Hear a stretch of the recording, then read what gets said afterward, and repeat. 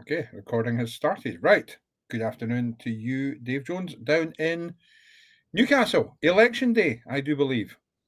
Not here. It isn't. Oh, okay. So, all right. We're one of the parts of Right. the country that isn't having elections. So Oh, wow. not many people say down in Newcastle. That's not usual for us. Indeed. That's not In usual. London, people tend to say up there somewhere. The other one is north of Hadrian's Wall. It is a metaphor for Scotland here, but I am in Newcastle, north of Hadrian's Wall, and there, in fact, is a picture of Hadrian's Wall. Just for There you go. Perfect. There you go. they were worried that And my office was too white, and so they've given me Hadrian's Wall picture in the background. okay, perfect. Beautiful. The other thing I need to say to you is very happy Star Wars Day to you. Well, may the 4th be with you. Thank you. And to you, always. Right, enough of this. If you're in the room, if you're here in Click Meeting, if you are on Facebook, please do come and ask your questions. So you'll be pleased to know we're not starting with a quick fire round. That's a sign of that. That's the picture of sort of optimism over reality, isn't it? Or reality over optimism. I'm not sure which. So, first question. Is there Yeah. anything exciting in the world of PBC happening in May?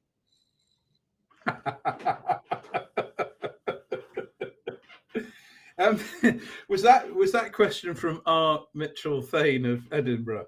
I wonder. Let me just. Yes, it was. No, indeed. No, I thought as we're here, I thought you'd give a chance. No, I think it's great. So what Robert is alluding to is the summit in May in Edinburgh, which is bringing together everybody who cares about PBC, and I think that's an important thing to say. So that includes foundation members, patients, correctly, obviously, scientists, doctors, but also industry partners. And it's going to be an occasion to kind of reflect where we are and reflect on where we need to go. So you can only decide where you need to go when you understand where you are. And I think one of the dangers in science and the world I occupy is that sometimes there's a danger you focus on the small picture and that you have small goals that I'm going to achieve X, Y, and Z, but actually it's the big picture that really matters. And every so often it's useful for the kind of community to come together and to reflect on where we're up to and where do we have answers, where do we not have answers, how do we get those answers, what are the log jams as we currently face them. And of course, as you make progress, that changes. So I'm in reflective mood very often these days. I did my first PBC clinic in 1991. And, heavens above, have the challenges changed since then. Since 2021, they've changed. So it evolves all the time. And what we need to do is make sure we don't end up always answering the previous question. And we need to be forward-looking, not backward-looking. And I think it's useful to reflect. And we've also, in the foundation, got some new colleagues joining us on the medical advisory board. You've got a dynamic and energized and funny and good-looking new medical chair for the advisory board. Can't remember what he's called, but no. But we've got lots of new colleagues from around the world.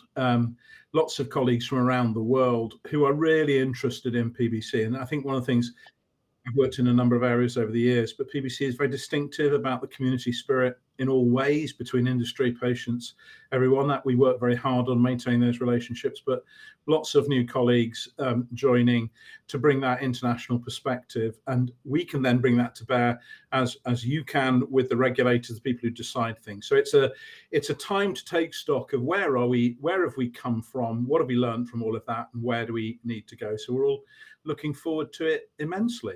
I didn't have anywhere to stay, but I gather there's a camper van going free at the moment in Scotland, so maybe I shall go and stay in that.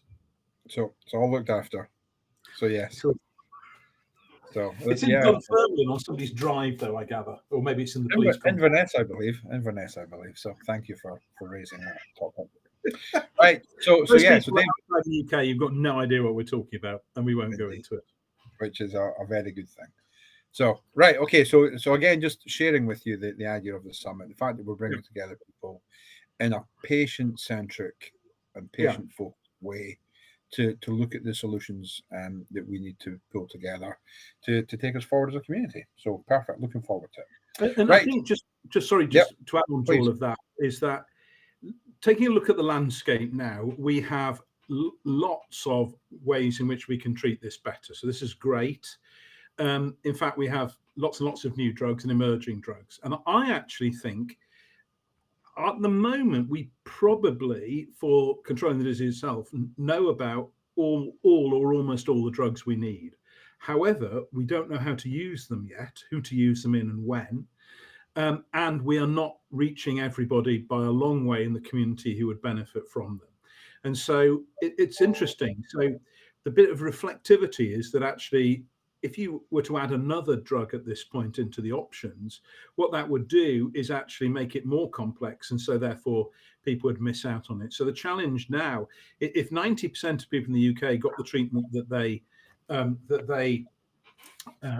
want and deserve and need, then we would be in a far, far better place than we are at the moment. And for that reason, we always quote this term 90. We are going to create an initiative which we call Project 9090. And that is that 90% of patients should be getting 90% of all of the treatment options for perfect treatment. And if we exceed 90 and 90, then we're in a fantastic place, and then we can fine tune. So Project 9090 is something that you will hear a lot about, and it is about aspiration to do better for everybody in practice. So and that's something we feel very strongly. The one area where we badly need new therapies is in symptoms, as people will be aware. So that's the exception to it. But Project 9090, 90% of patients get 90% of everything they deserve, then we'll be in a much better place. Perfect. All right. Wonderful. So Caroline says, when is the summit, and will you be able to share what happens on this forum sometime, please? So the summit is the week of the 22nd to the 26th of May, and we will share everything. So we'll let you know. There'll be a report in the Bare Facts, and then there will also be question and answer sessions. I'm sure stuff will come up, so we will be delighted to share that with you. Yep. All right. Thank you, Dave, for that introduction. So on to PBC questions. So I'm going to start with the PBC and section. So my first question is PBC and major surgery that's not PBC related. So is anesthetic more risky with PBC? No. So I'll split this. It's a really good question. I'll split this into two halves. The first is about 95% of people, and the other is about the other 5% of people. Okay. So if you were to look at the people I look after, 95% of people have non-cirrhotic, well-compensated, biologically normal liver function disease. Okay, so they might have symptoms, they might have some changes in blood tests, but their liver is working normally. Okay, and in those situations, surgery doesn't represent any risk at all. Drug reactions are not more common in PBC than they are in anybody else. Liver, the injury of surgery is not any different. So it's useful for people to know about it, but usually the problem with surgery is people overreacting inappropriately to it. So in that situation, it does not represent any additional risk over anybody else, all things being equal. And as you'll appreciate, there are other aspects that go into surgical risk. The other 5% are people with cirrhosis that has progressed to the point at which you've got portal hypertension. Okay, that's where you've got increase in pressure in the blood vessels around the liver. That's where you're having endoscopies because of the risk of bleeding in from varices. Now that's a tiny minority of PBC patients, as you will aware. That's why the name was changed. We don't have anybody, I don't think, in our clinical service at the moment who's suffering from problems with varices. So it really is a tiny number. However, if you are in that group, there are two effects. One is that your liver is not working as effectively, so it may be more susceptible to drug toxicity. So absolutely, your surgeon and anaesthetist need to know all about it, and it all needs to be joined up. And when that happens in my organisations, they will be in touch with us, myself or Jess Dyson, to get a brief on you as an individual patient. What are the individual risks for all of that? So what you'll find is, in good organisations, a lot of communication that happens behind the scenes about individual people, and actually 9 times out of 10 it's just reassurance that there isn't a particular problem. So you just have to watch a little bit of the anesthetic, but the thing you really have to watch for is portal hypertension. So people are familiar with varices, where you get blood vessels at the base of the gullet. The problem is they don't just develop in the gullet, they can develop over the inside of the abdominal wall. So if you're having an abdominal operation, so if you're having bowel surgery or something where they open the abdomen, they can find that they're going straight into one of these vessels pretty early on. So they need to do some imaging and managing beforehand to reduce the risk of all of that. So it's a situation where the unwary can end up getting into trouble, but all of that should be planned and coped with. I think if you had a bilirubin of 50 and portal hypertension and you needed surgery, the question I would ask is, what is the surgery and how important is it? So it is, if it's a surgical cure of an early cancer, then you manage any risks and minimize them, but you do the surgery in a controlled way. If it's cosmetic surgery, you're not sensible to do it. So you need to look at the risk and benefit of the operation, but there's almost no scenario in which life-saving surgery is not doable in PBC, and for 95% of people it isn't an issue as well. Can I just pick up one of the comments from Anne, which I just wanted to pick up on because it's really important. She comments that she's had PBC for 28 years without any problems, and that is really, really, really important. Okay, I've got lots of people who come to the clinic who have been fine with no problems with the liver getting worse, no problems with symptoms for decades. Yep. And the importance of that is that that's what we can achieve with PBC. So PBC, you can absolutely live a completely normal life with a completely normal length of life and completely normal quality of life. That's absolutely achievable. Anne tells us that's achievable. The challenge for us collectively is to achieve that in everybody. And so people sometimes say, oh, well, you've got them a little bit better, that's as good as you're going to get. Absolutely not. Normal length of life, normal quality of life in every way should be the goal in everybody. And it is absolutely achievable. I wanted to pick that out. I think it's a really important point that people sometimes forget. We kind of lower our horizons. And I think Robert made a very good comment at the recent International PBC meeting about being backwards looking versus forwards looking, and there's going to be a tendency for us in the field to look backwards at past achievements. We should be looking at forwards. It should be complete control in everybody, and a starting point is 90% of control in 90% of people, but that's just a starting point. So I thought Anne's point was just really important to pull out. Okay, perfect, thank you. So there's a question there. So I'll come to this question. So APT test, the result is 14, I think that's microunits per milliliter, which the doctor's result page shows is abnormal. So how abnormal is it? And where do we go from here? So that's in the click meeting room as well.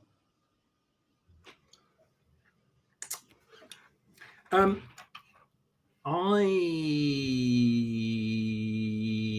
not sure I recognize that. I suspect that is a prothrombin time of 14 seconds will be a PT test rather than an APT test, if you know what I mean. But this might be APT is not a test that I recognize from the UK, but that might be a different country. So I'm guessing that is a PT test. And PT is prothrombin time. It's a measure of clotting function.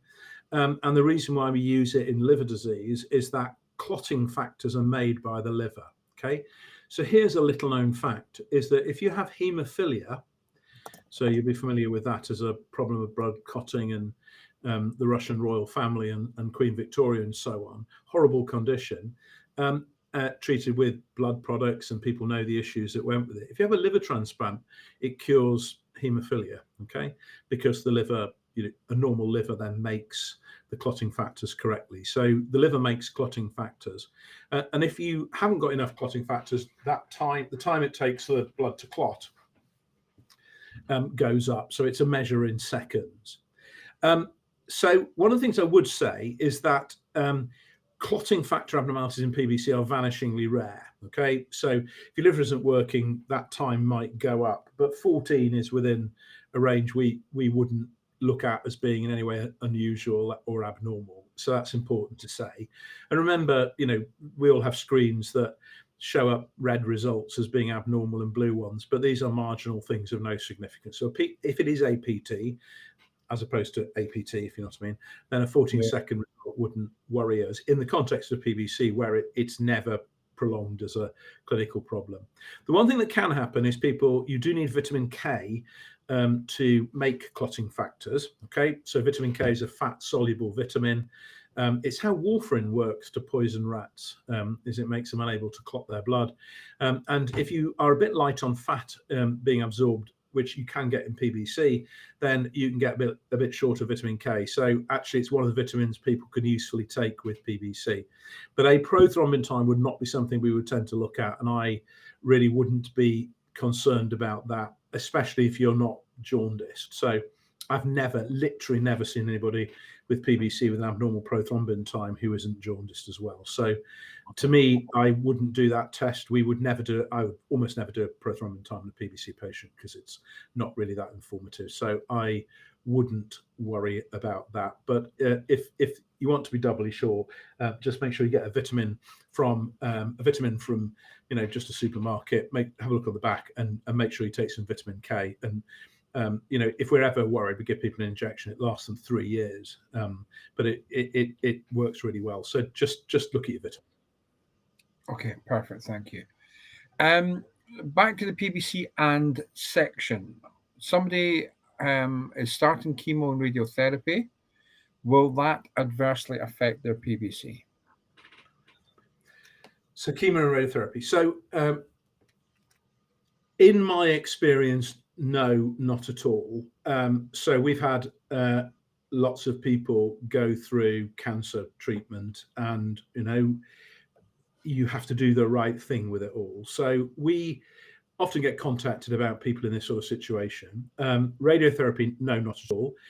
Chemotherapy, it slightly depends on the drugs, and it depends on your liver function and what state the disease is in. In general, the best marker to kind of understand this is whether you're jaundiced or not. We keep coming back to that, but that is a really easy test, and people who aren't jaundiced almost never have problems with these sorts of things. So just some sense of where the disease is. At the end of the day, PBC is an incredibly mild condition in average, and there'll be some people on this call who will profoundly disagree with that, and it does vary from person to person. But on average, it's a mild disease. And anybody who needs chemotherapy for cancer, almost by definition, that is a more significant disease. And so therefore, you have to do the right thing for the cancer. And as I think I've mentioned many times in these calls, we sometimes come across people where people pull their punches with cancer treatment, because they're worried about PBC. And the answer is no. We will guide you. And we actually say to them, don't you worry about the liver function, we'll watch that. So it does need joined up care. In my organization, the cancer doctors are fantastic. We have this dialogue, we manage people through, but generally speaking, no problems at all. And you need to do the right thing for the cancer. And patients worry about liver disease, doctors worry about liver disease, but there's almost nothing in this situation that we can't manage or cope with. And what you do is just check the blood test nice and early and just keep an eye on it, and you just watch it through. But as I say, I'm racking my brains. I can't think of anybody I've looked after who's had problems. We've ended up with people with really quite advanced stage 4 PBC having cancer chemotherapy without any problems. So look at the drugs, look at you, look at this case, get everyone to talk to each other, but most of all, have the right treatment for the cancer, full stop. The only one which is just an interesting one is that probably was guidance that up until about a year or so you'd use all the time. There is a new class of drugs that people have heard a lot about. These the inhibs, which are what are called checkpoint inhibitors. So these are what they call smart drugs that trigger the immune system to kill cancer cells. So they've been particularly useful in things like melanoma, where they turn the body's immune system on the cancer cells, and they've been a real powerful thing. And they're last week's wonder drug. This week's wonder drug is for Alzheimer's. Like all wonder drugs, they're not wonder drugs. Okay, they're not wonder drugs. They have real pros, but they also have cons. And the cons of those drugs is that they stimulate the immune system. That's how they work. And if you've got an immune disease, then that stimulation can have problems. Now, we've not seen a worsening of PBC with that.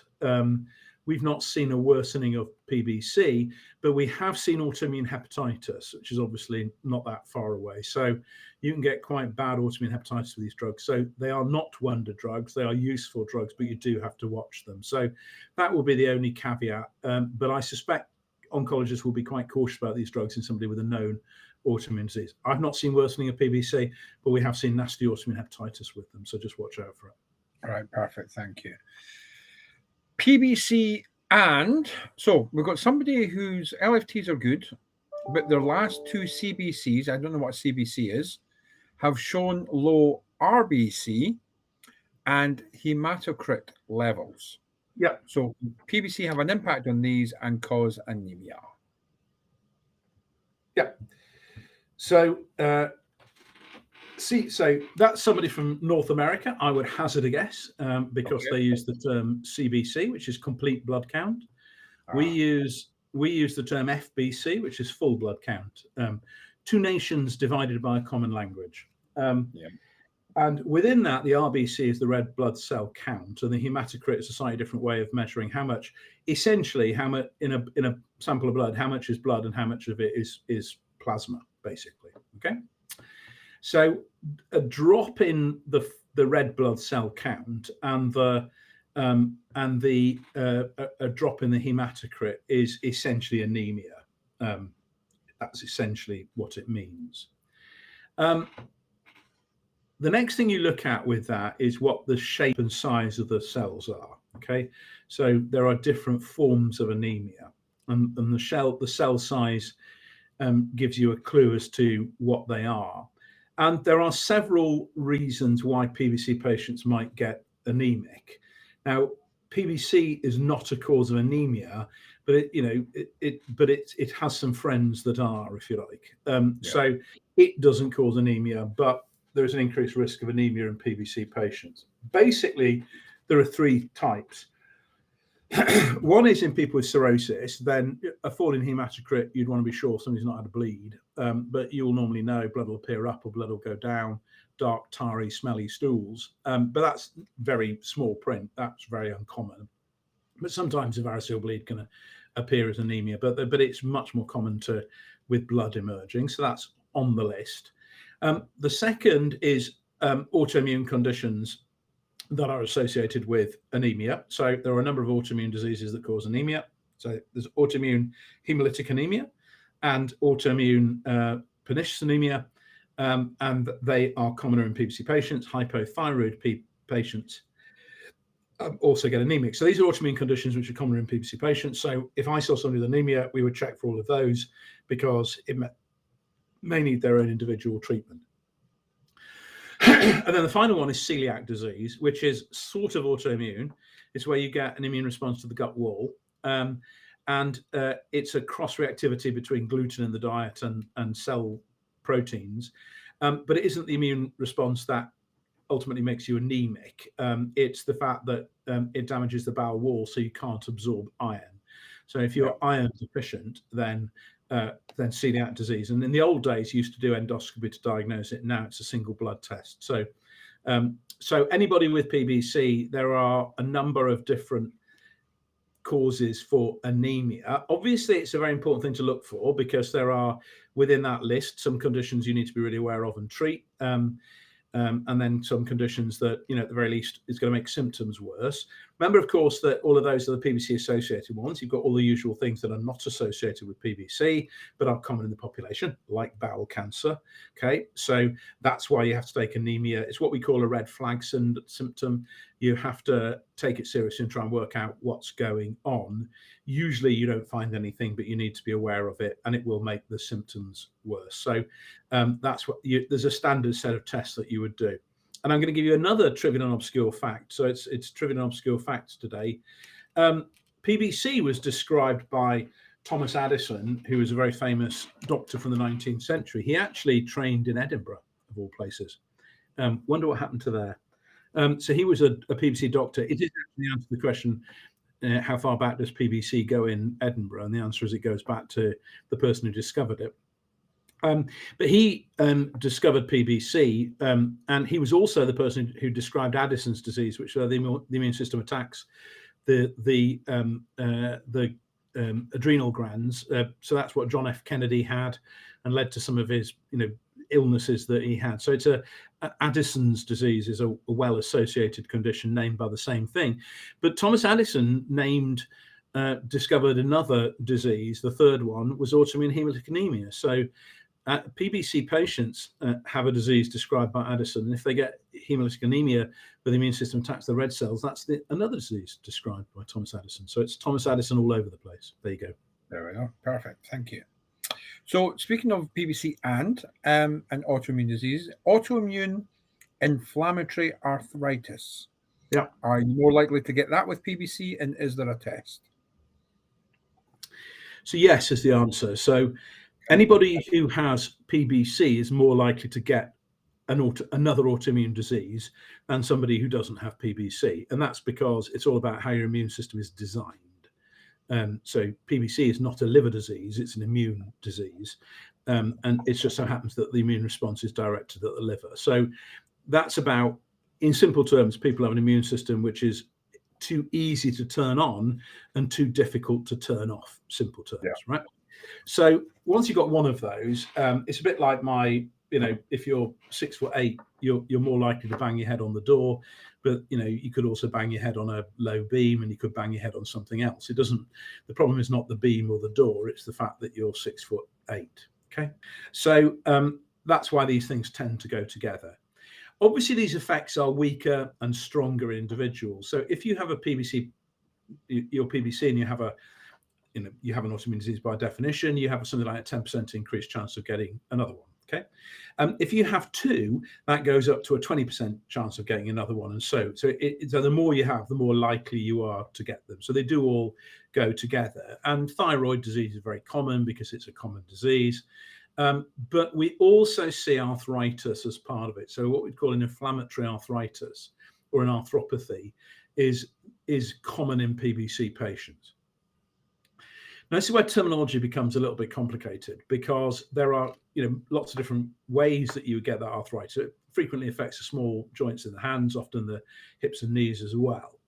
And in distribution terms, by that I mean where in the body you get it, which joints, it looks a little bit like rheumatoid arthritis. And that often worries people because it's not rheumatoid arthritis. In fact, rheumatoid arthritis is pretty uncommon in PBC. And rheumatoid in that way is the one that causes deformity of the joint. Now, that's very uncommon in my experience of PBC. You do see it, but it's really not common at all. But the same pattern of joints being involved, basically the joints of the fingers, so you have difficulty playing the piano, that is part of Sjögren's, which is a condition of inflammation in the joints, plus inflammation in the salivary glands and the lacrimal glands. So that's where you get dry eyes and dry mouth. So dry eyes and dry mouth usually go along with sort of stiff, crinkly, a little bit uncomfortable joints. However, it doesn't typically go on to have an erosive arthritis. Okay, so it's about controlling the symptoms. So if you get that, don't worry. It needs painkillers and anti-inflammatories, things like that, but it does not tend to become much worse. So in our experience, that's the thing you tend to get in PBC, which is a rheumatoid distribution, a rheumatoid joint distribution, but without the negative features of rheumatoid. So it looks a bit like it, but isn't it? Usually associated with dry eyes and dry mouth. Is there a test for it? No. In a sense, the tests are negative because it's the absence of the rheumatoid test and the absence of some of the other antibodies. So if you've got the joint problems and you don't have any other abnormalities, and you've got PBC, then it's that PBC associated feature. And then obscure fact number 3 for today is that a number of people who've got dry eyes don't have dry eyes. And you think, what's he talking about? He's gone mad. But the sensation of dry eyes can actually be mimicked by itch of the eye. Okay, so Fiona Watt, who did some research with us many years ago, if anybody from Newcastle may well remember Fiona, but she did some study on this, and she did tear studies in lots of people. And only about half of the people who had the symptoms of dry eyes actually had reduced tear production. And that's important to remember, because actually treating itch effectively in those people can improve the eye symptoms. So just because your eyes feel dry doesn't mean they are dry. And so, wetting up the eyes is a treatment, but also think laterally about itch treatment. So the sensation is the same, it just has different causes. Okay, perfect. Thank you. I've got an absolute cracker of a question for you that comes in about 47 paragraphs, so I'm going to have to work out how to get that to you. So bear with me. So whilst we're in the PBC and section, can PBC or is PBC related to non-alcoholic fatty liver disease? No. Okay. No, I like that. So, okay. So, can I just add something? Yeah, please. Having spoiled the quick fire, completely different diseases, completely different causes. However, two things to remember. One is that fatty liver disease is quite common in the population. And so there will be some PBC patients who also have fatty liver disease, because 5 to 10% of the population have fatty liver disease, and it'll be 5 to 10% of PBC patients like everybody else. So that's important. So it's the possibility that both are there. Okay. Now, in a way, life is easy, because urso is a perfectly reasonable treatment for fatty liver disease. It's same traps as we had with PBC. Trying to prove that it was effective was quite difficult. So if you have PBC and also fatty liver disease, then urso is a very reasonable first treatment. There's no issue with that at all. The second thing just to be aware of is that fatty liver disease patients also have chronic fatigue as a problem, and it's been rather kind of underappreciated, shall we say, in the fatty liver disease field. In a sense, we had a lot of trouble in PBC with some people listening to patients about the symptoms that they get. That also happens in fatty liver disease. And so there are some interesting ideas about why people with fatty liver disease get tired, and how that might overlap, and how that might have implications for treatment. The point is that if you have both PBC and fatty liver disease, then that is something that might be associated with worsening of symptoms. Interestingly, about 5% of fatty liver disease patients get the same itch as PBC patients, and we use exactly the same treatments for them. So although we have a dedicated PBC service here, we do see some people with fatty liver disease, but that's around specific symptom control. And interestingly, the same approaches we use in PBC work in the fatty liver disease patients. So, but they're very different diseases, but they may start differently and kind of end up in a similar sort of place. Yeah. Okay. Perfect. Thank you. I've got a complicated series of questions all about cholesterol. Yeah. So if you bear with me, I'll ask them all at once, and then that will inform you. Yeah. So number one, in relation to PBC and cholesterol, what is the recommended total cholesterol level in patients is the first part. Second off, if you were to treat your cholesterol, would it be A, a statin, or B, a particular type of statin? And then C, we have somebody who has a high cholesterol of 7.4, and every time they take something for it, they seem to get worse in terms of joint pain, muscle pain, and all of those kind of things. Now, again, they're eating relatively healthy. They do take Benecol and all of that kind of thing. So just general cholesterol question, please. Okay, good. So lots of good questions in that to be aware of. Okay, so a bit of background to cholesterol. So the first thing to say is that it's very difficult to control your cholesterol using your diet. Okay, and this is one of the things that doctors love to say. And if we're honest, there can be an element of patient blaming. And the reason it's not helpful is that the vast majority of the cholesterol in your blood is not in your diet, it's made by your liver. So if you have a high cholesterol, it's because your liver makes too much cholesterol. Now, if you have a very high nutrition, high fat diet, there's more fuel, if you like, to make cholesterol. But, you wonder why you take cholesterol out of your diet, you still got high cholesterol, it's because your liver's still making it. So in a sense, it's the way you're built, rather than you. And I think it's not helpful to blame people. I think sometimes people misunderstand that. Okay, that's the first thing. The second thing is cholesterol is completely normal and healthy, and you need to have cholesterol in your blood. It's what goes to make nerves. It's what goes to make important hormones. So cholesterol it's a normal source of supply. Yep. So cholesterol isn't bad. It's just that too much cholesterol of the wrong type is bad. Okay. So, and in fact, there was a lot of work done in the early days of cholesterol control showing that you could go too far. And so there was a very famous study of Finnish businessmen. Not sure why it was Finnish businessmen, but it was known as the Finnish businessmen study. So I think that was the clue. So it was, and it looked at really aggressive cholesterol control. And what they showed is when cholesterol was very high, there was an increased death rate. When cholesterol was controlled, the death rate went down. And if cholesterol was absolutely ground down into the very low levels, the death rate went up again. And interestingly, the death rate went up from self-harm, suicide. Okay, so very bad cholesterol, very low cholesterol actually is bad for you. It's not good for you. So just bear that in mind. So it isn't that cholesterol is bad and must be removed at all costs. It's getting the right level of cholesterol. Okay. Yep. The reason why it matters is that it's associated with heart and stroke disease risk. So it's associated with vascular problems because certain sorts of cholesterol end up being deposited in the blood vessels in the heart and the neck, and that can lead to atherosclerosis, which can lead to obstruction of the vessels. So it's the wrong sort of cholesterol in the wrong place can be associated with those associated features. It's one of a number of things that increase heart disease risk, like smoking and so on and so forth, right? So that's why you want to control it. Now with PBC, it becomes quite complicated because there are different types of cholesterol. And essentially, people use the terms good cholesterol and bad cholesterol. Actually, in this situation, that's not a bad way of talking about it. So there are two sorts of cholesterols, which are called LDL and VLDL. So lipoproteins are where cholesterol is bound to some proteins to be carried around the body. So you've got low density lipoprotein and very low density lipoprotein, okay?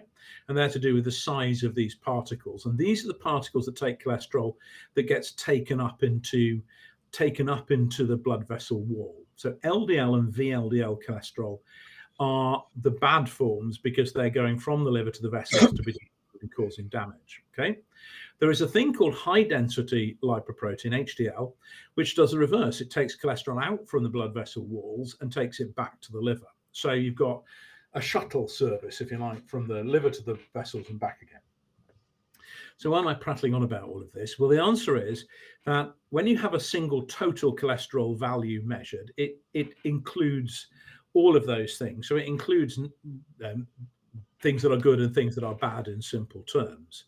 And so that can make it a little bit more complicated because you're taking together two things that are a little bit different. And then the other reason why it's important PBC is that HDL cholesterol is elevated, the good cholesterol is elevated as part of PBC. So it's part of the disease process because it isn't, that's cholesterol that would be converted into bile acids. It's not being produced because of the liver disease. And so it's stored in the blood, if you like. So HDL cholesterol elevation is not a bad thing. It's a good thing. And so therefore, if that's the major source of your cholesterol level, it's counterintuitive to want to reduce it. So actually you'd be taking away something that's good for you simply to make a number look better. So in any PBC patient, there are two facts. One is if your cholesterol level is within the normal range, and I think most people would look for about 4.5 to 5.5 for a total cholesterol in general. If it's in that range, you don't need to think any further because if the total is in the normal range, then the components will be as well. If, however, the cholesterol is elevated, above that significantly above, much above 6 or 7,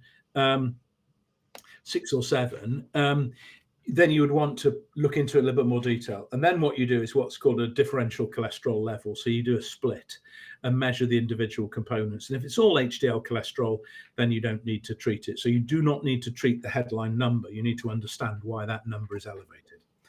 In general, heart disease is not increased in risk terms in PBC patients. There's just no excess risk of heart disease. So we're not starting from a point where we're worried about people's hearts any more than you would do somebody in the ordinary population. As we've talked about on several occasions in these calls, smoking is more common in PBC patients than you might imagine. So if you want to reduce your heart disease risk and you're smoking, stop. It's literally every single cigarette you smoke is bad for you. Makes your blood clot too easily, and that's not good. So basically what the message here is that cholesterol is a bit more complicated in PBC patients than it is in the ordinary population. You have to think a little bit more. Don't just take a headline number, look behind the scenes a little bit. But if you do have an elevation in LDL and VLDL cholesterol, then that's the one that's associated with heart disease, irrespective of what the HDL is. So if that is still elevated, then we would tend to treat people. Now, the whole of the history of fibrates, and people are very aware of bezafibrate as a treatment for PBC, actually comes from people treating the cholesterol of PBC in the days before statins. And fibrates are perfectly good lowers of cholesterol. Okay, they were prior to to statins. We used them before statins came along, and people who happened to have high cholesterol to have PBC, people noticed that their blood tests went down, and that's where the whole whole fibrate and PBC story comes from. They are less effective than statins at reducing heart disease risk. They're as effective at lowering cholesterol, but it's pretty clear that statins have an additional protective effect on the blood vessels. So you're taking statins simply to lower the cholesterol and partly to protect your vessels. So if you have a heart disease risk, then statins are good to take, full stop. And I certainly, in that situation, wouldn't go for a fibrate rather than a statin, because you have a kind of an additional benefit. In those situations, if you want the best treatment for bad PBC and bad cholesterol, it's a statin and OCA together is the combination, rather than trying to just compromise with fibrates. Until fairly recently, we were told that you shouldn't use a fibrate and a statin in the same patient because they interact, but that guidance has now gone away, and my colleague Jess Dyson does this in a number of people without any issues. So I'm pretty simple. Take a deeper dive into cholesterol before you go into lifelong treatment, and then that includes working out just what the risk profile is. But if you need your cholesterol treating, I would have a statin without any problem. And from a PBC perspective, and I've never seen liver function tests get worse in a PBC patient because they're on a statin. And now, the last thing I'm going to do is say something heretical, is that lots and lots and lots and lots and lots and lots of people, much cleverer than me, tell me that all the evidence suggests that statins do not cause muscle and joint pains. Okay, all the experts agree. However, all the patients disagree. And my experience is they do cause muscle and joint pain. And I take a statin and I got muscle and joint pain with it. And, there's a sort of, people are imagining it sort of ethos, and it's just not true, right? So they do it. And it's important to realize fibrates do it to a little extent. Doctors now want to kind of put very high doses of statins. So, you don't need 40 milligrams a day. You get the biggest benefit comes from the first 10 milligrams. So there is no point in having chronic muscle problems with all of this. You want to just have a slightly lower dose. So it undoubtedly does happen. But on balance, they're a drug that make a huge amount of difference in terms of cardiac risk. So that's cholesterol. I was going to say very briefly cholesterol and PBC. It wasn't brief, but the answer is it's not as simple as people think it is. Okay, that's really helpful. And a follow-up question is, at what point should anyone ask to test their cholesterol? Every year. Okay, perfect. We would we would aim to test patients every year. Okay, why? Because it's as simple as that. It's a modifiable heart disease risk factor. As simple as that. Okay. Okay, perfect. Okay, so that's the cholesterol questions all grouped together. So, what I'll say, so I'm just going to take a moment just to remind people that if you're watching this, that this does not take the place of your consultation, but what we're trying to do is provide general medical information as opposed to specific medical advice. So I just wanted to highlight that and to make sure that you are comfortable with that as we move forward with the rest of our questions. Again, just sticking with cholesterol before we move on to the gut. Is there a preferred statin with PBC? Not particularly. Right. Okay. So are you in a place to talk about PBC in the gut? Yeah, I'm just reading the email. Right. Okay.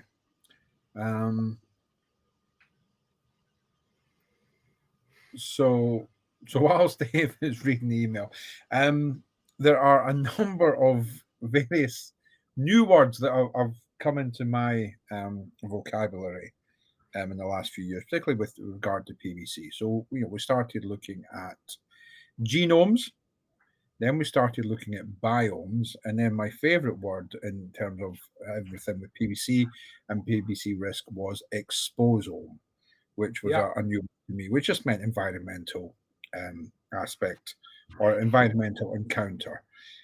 So I thought I'd fill the gap. Just so, are you happy just to say a little about PVC, please? Just to say, so the genome, the proteome, that gene is all the genes, proteome is proteome, microbiome is all the microbiological factors. And a few years ago, we tried to start a movement to make this much more patient focused about the total experiences of patients. And we called that the symptome. And it, which I thought was quite funny, but nobody else did, and it never caught on. So we wanted to have the symptome to go with all of this, right? Okay. So the gut and PBC is a really interesting, good question. How does it all fit together?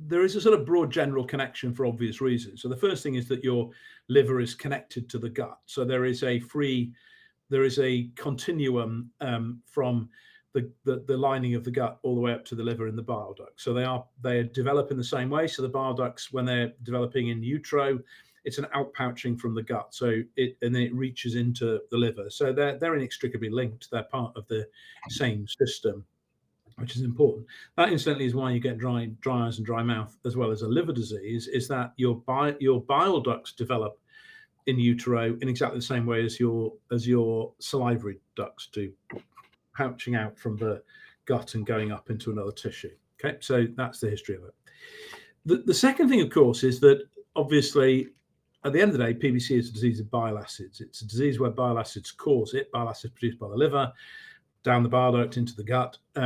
It's a disease where bile acids are involved in liver injury, and a disease where treating bile acids and targeting them, often with bile acids, is our primary therapy. So bile acids are part of all of this. And of course, bile acids spend half their life in the gut. So when your bile is released from the liver, goes down the bile duct into the duodenum, and then it passes through the bowel. In the small bowel, it helps you absorb your food. And then it's what's called the terminal ileum, which is the end of the small bowel. Those bile acids get taken up again.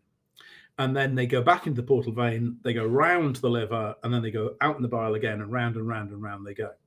Now, the reason your body does that is that if you lost your bile acids after every cycle, it would soon deplete your body of cholesterol. Okay, and in fact, in the old days, before you had statins and fibrates and things, actually a gut diversion was the only way you could control cholesterol, so make it all pour out, from the tail end. So bile acids, which are part and parcel of the disease and the treatment in PBC, spend their life going through the gut. Okay, so there's a real link between those two things. Now, one of the interesting questions, of course, is that the gut has the wall, which is the lining, which is the cells that are produced by your body. It also has the food that you eat, which is different from person to person based on where you live and what your diet is and so on. And then the third aspect to all of this is that you have the gut microbiome, which is the microbes that populate your gut. And we live in harmony with our gut microbiome. It's evolved in parallel with us. And actually, there's a lot of evidence from science that if you don't have a gut microbiome, your health is much lower. So it's an important part of what we do. Now, what constitutes your gut microbiome is very interesting. So it's partly where you live and where you eat again. So different parts of the country will have different gut microbiomes, but mostly you get it from your mother at the time of breastfeeding. Okay, so really early life. And therefore, becomes hardwired fairly quickly. So, and we think that has an impact on the way in which bile acids are modified. So there is a UK PBC paper. Many people on the call will have taken part in it. This is the one where people very kindly gave us stool samples. The data from that has just emerged. The paper is going to be out fairly shortly, showing that there is a difference in the bile acids in the gut and the gut microbiome between people who respond to URSO and people who don't respond to URSO. Okay, so it does look like this is important, and there is something about people who don't respond to URSO that things behave in a different way. So it's an important area. Now, a word of warning. There are lots and lots of studies looking at the microbiome in various different diseases, okay? And most of them are not very high quality. So we looked at 400 people, which is a lot of people. Most of these studies are maybe 10, 20 or 30 people.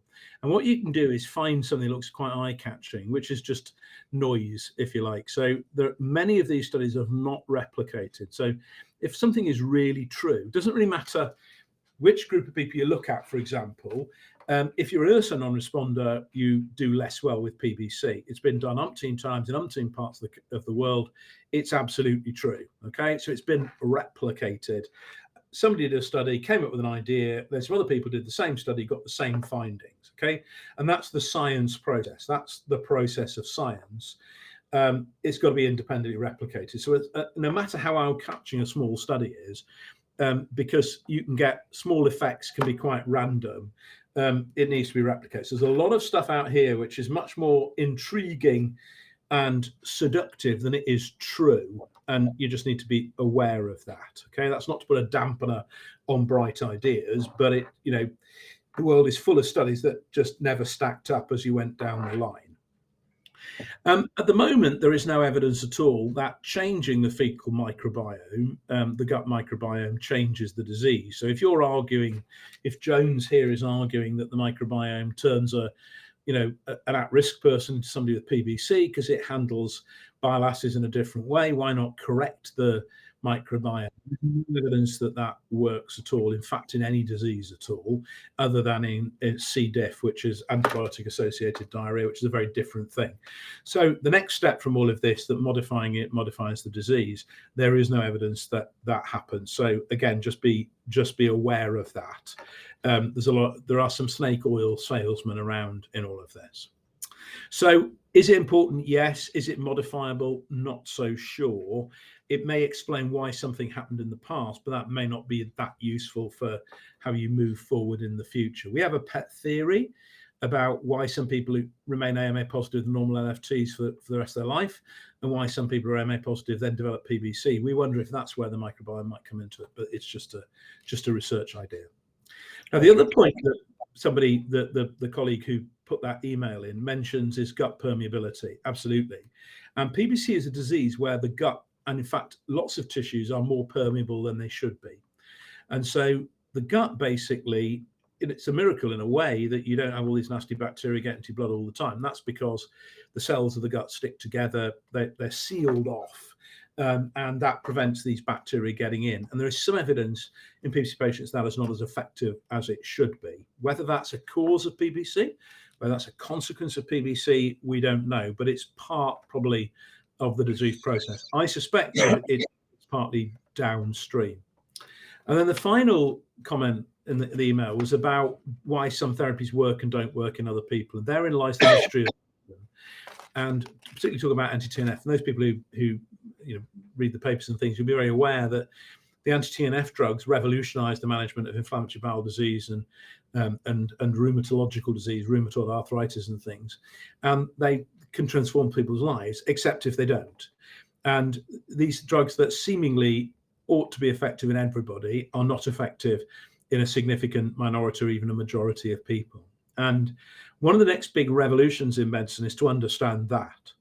Now, if a drug doesn't work, it would tend to suggest that the process of the disease in that individual person is slightly different to the process of the disease in other people. And I think we tend to lump together versions of a disease that are different under a single title. I mean, and again, you know, if you read the newspapers, you'll be very familiar with this in breast cancer. So when I was training in medicine, which is about the 14th century, I think, or something like that, but long time ago, breast cancer was breast cancer. And now, of course, you have these different types: BRCA positive, BRCA negative, you know, Herceptin positive, you know, HER positive, HER negative. And the point about that is that each of those types is best treated by a different combination of treatment.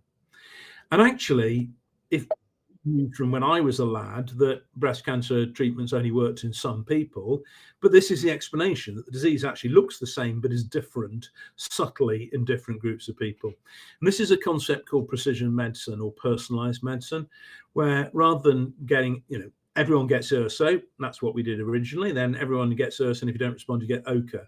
We need to move as part of Project 1990 to make sure that we fit the treatment around the individual. Now, if you've been one of those lucky people who've done very well and you know, no symptoms and normal liver blood tests on URSO, then that's brilliant. You don't need that.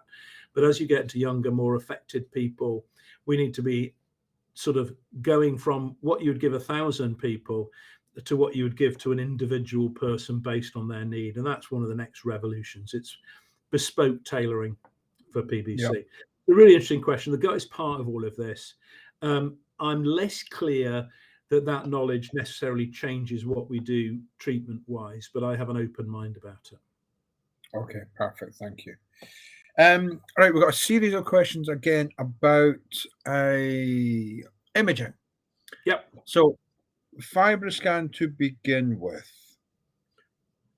Yeah. What is considered a good score on FibroScan for somebody with PBC, and how often should you be FibroScanned?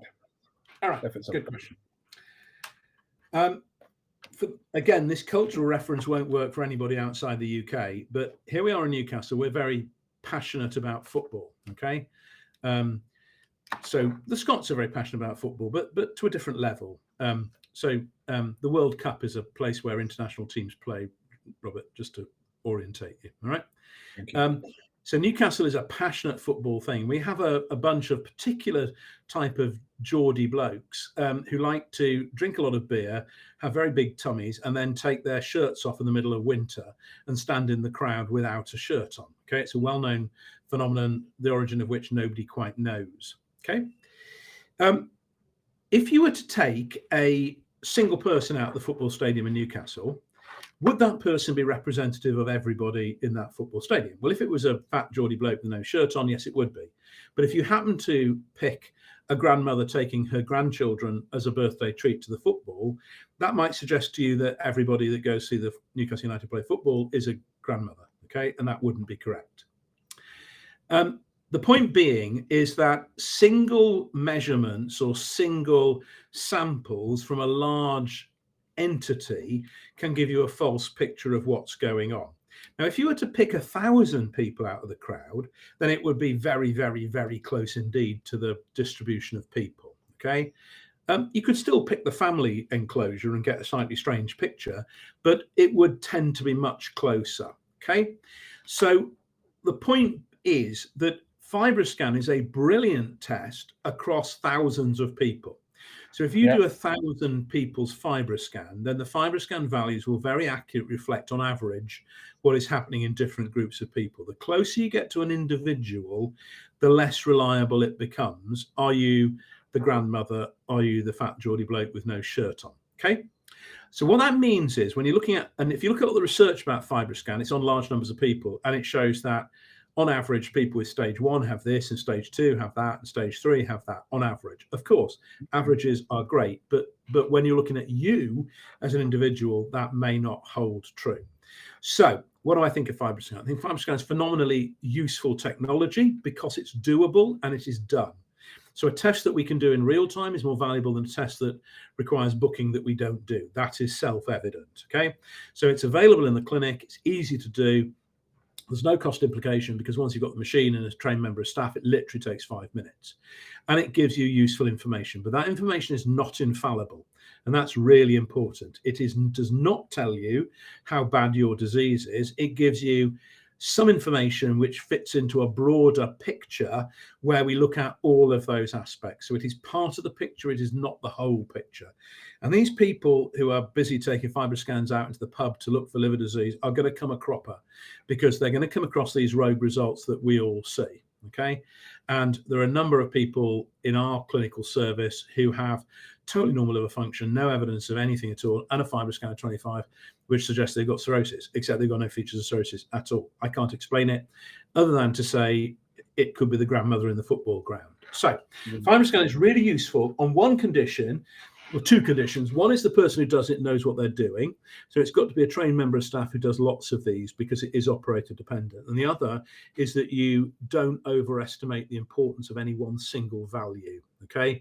And it causes a lot of anxiety. It relieves a lot of anxiety with good values, but it also causes a lot of anxiety when people are worried about a single value. Now, important to say that a low value is always correct. Okay, there's no way in physics that a low value can be incorrect. It's the rogue high values you need to be worried about. So if you've got a low value, but I mean between about 4 and 6, then you can be very reassured. The laws of physics mean that's got to be correct. Okay, so a very low value, because you've received the very low value, is very accurate, but it's the higher ones you need to worry about. So if you have got a higher value or it changes in a year, don't go off and panic. What we do is repeat it and see it within the broader picture. So I think everybody should have a FibroScan every year. It should have a FibroScan when they are first diagnosed, to work out where we are and to link it to their blood tests. And then we would do it every 1, 3, or 5 years, depending on what that value was.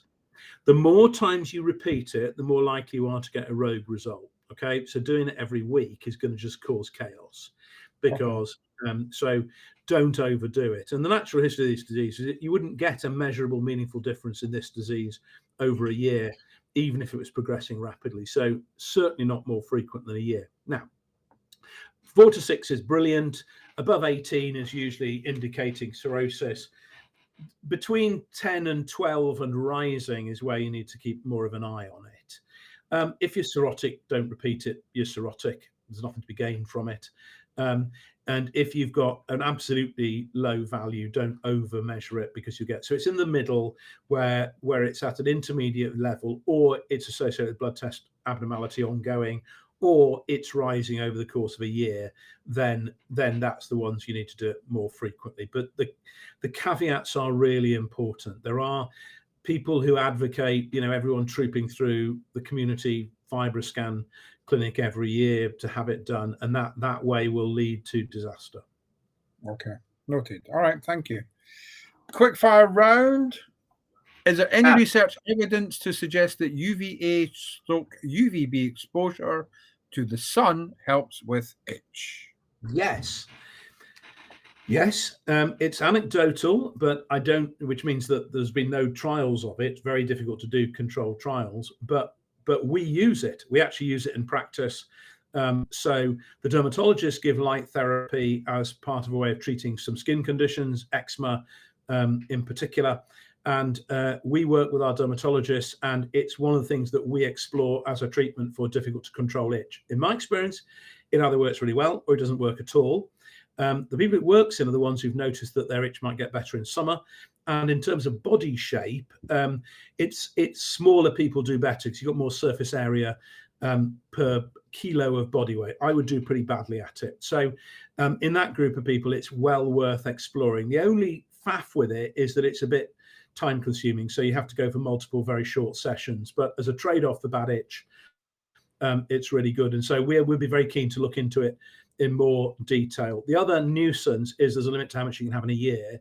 And so often we find people get really good control and then have to stop it for a year, for the rest of the year, and then their itch comes back. So what we tend to do is let people run during the summer and then plan it over the winter. And that seems to work very well. But when it works, it's a brilliant treatment. And if it doesn't work for you as an individual, then there's no harm in having tried it.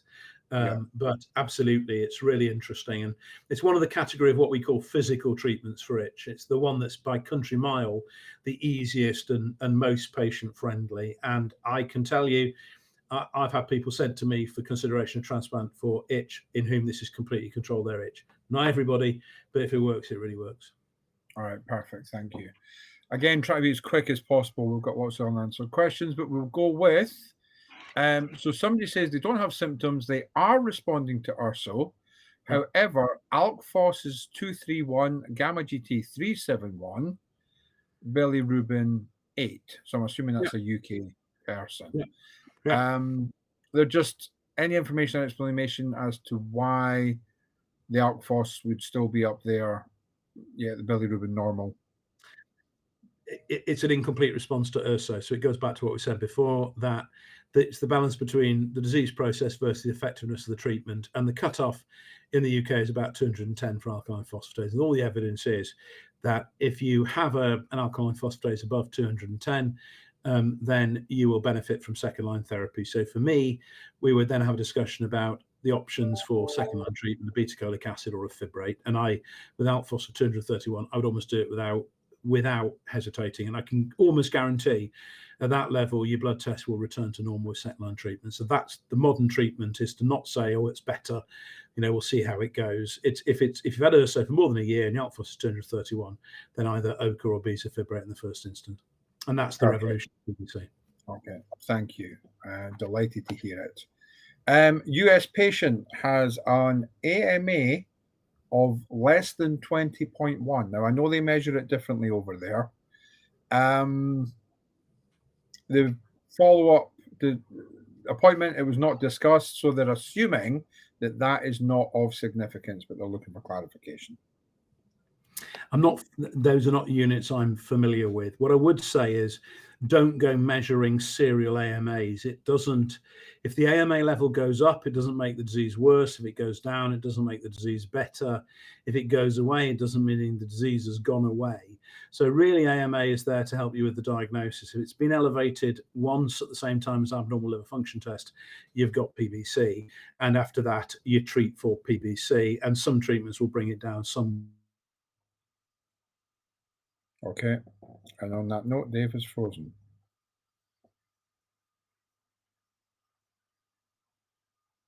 Dave, you there? So just to check, I'm looking around the screen. Is it Dave that's frozen or is it me that's frozen? So looks like Dave is frozen. So hopefully Dave will come back. So on that note, I will thank you all for your questions.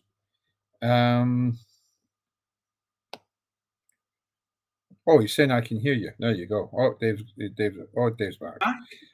There you go. Hello, sir. Right. Just to say, so don't worry about it. Don't worry about it. It has no significance. So just carry on with the treatment. It's the ALK Phos, the gamma GT, the ALT, and the albumin and the bilirubin that really matter. Okay, thank you. Quick question. This is an interesting point. If a patient is not interested in an eventual transplant, either because of age or other health issues of significance, is there any value to biopsies in staging? So I've just realized the question I've asked. So let's talk about biopsies if we can. But is there any value to staging histologically if they're not interested in a transplant? So no is pretty much the short answer to that. Is that at the end of the day, why do you want to know if somebody's got cirrhosis? Okay, why is that important? Well, the first thing is to do risk assessment procedures. So if you've got cirrhosis, then you'd want to check people haven't got varices, and if you have, treat those. Check people aren't developing a liver cancer, so treat that. So it triggers a series of investigations that will reduce the risk of the complications of liver disease. That's the main reason to do it. But we don't biopsy to do that. We would do that on the basis of FibroScan fitted into the broader clinical picture. Okay, so it's FibroScan plus blood test plus imaging. We wouldn't biopsy. Main reason, two reasons. One is people would hate the thought of it, but the other is a medical one, which is that PBC is patchy, and so it's quite easy to do a biopsy in somebody with stage 4 disease and have a normal liver. So it doesn't help. So if you think somebody's got cirrhosis, then you're best to do those screening activities. In terms of transplantation, actually timing a transplant, cirrhosis stage and things doesn't even come into it. So there are people who get liver transplants who are not cirrhotic with PBC because they've got duct loss in the disease. So it's all driven by the blood test. So, and if transplant programs are demanding people have a biopsy to show they've got cirrhosis, then they need to join the 20th century, because, and I mean the 20th, not the 21st century, because that is a terrible way of doing it. And because most people with PBC actually don't have cirrhosis when it's the ductopenic variant that most people get transplanted of all these days. In terms of just the broader thing, which I will just comment on, which is that transplant is not for everybody for a variety of reasons. And that's an entirely reasonable and sensible decision for individuals to take. It's about risk and benefit. It's about how bad am I? Is my life over the next few years more important than my life in 20 years' time? You know, those are personal decisions. And in our discussions, we go through all of that. And I have come across many incredibly sensible people who've decided it just isn't for them, and actually have gone on to do very well and be managed completely. So if that's the decision, most programs, you know, you'd have to make an irrevocable decision. You can kick the can down the road and think, you know, not now, but it doesn't stop what you do. So we would then crack on with doing the very best thing we can to control the disease. So transplant is something that is right for some people, not necessary for the vast majority of people, but it's wrong for some people as well. It's really important to say that.